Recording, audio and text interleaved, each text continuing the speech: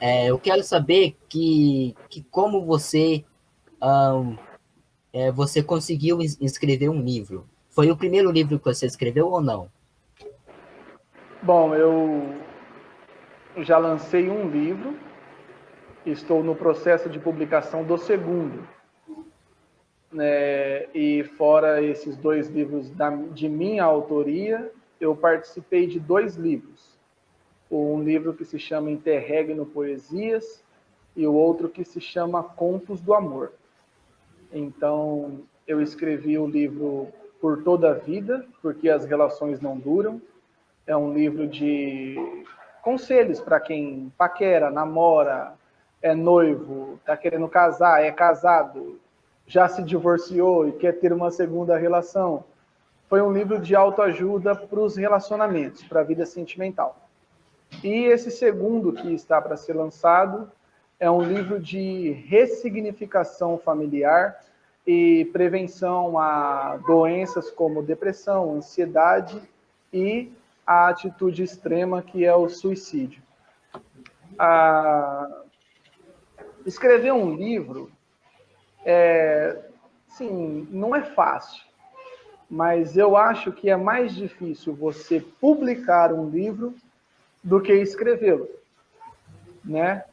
Os professores, os professores na faculdade em especial, eles ficam assim bem curiosos, né? Porque eles têm mestrado, doutorado, diversos artigos.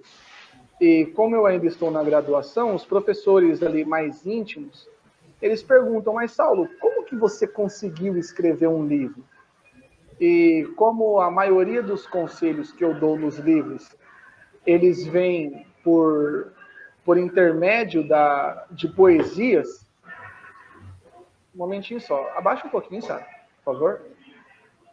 Como eles são dados por intermédio de poesias, e como você conhece os rappers, os MCs, para gente que nasceu na comunidade, cresceu na comunidade, fazer poesias é uma coisa natural. Eu não diria que é fácil, mas é uma coisa que flui naturalmente. Né? A pessoa fala lá, fala aí uma poesia sobre ansiedade. Se a gente tiver com o papel e a caneta, é 10 minutos. 10 minutos, o assunto discorre. A mente de um jovem de comunidade, da periferia, que cresceu ouvindo Racionais, Charlie Brown, RZO, Sabotagem.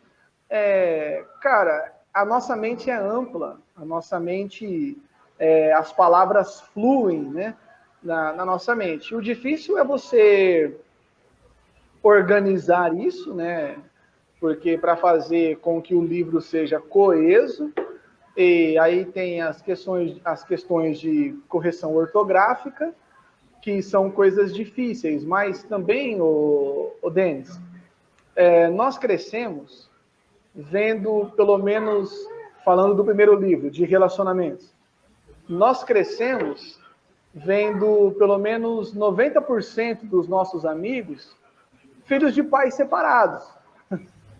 Né? Crescer, conviver com o divórcio, saber as implicações de um divórcio, o que isso afeta a vida de uma criança, o que isso afeta a estrutura de uma família, a gente não precisa de dados, de pesquisa, nós estamos do lado de dentro da estatística.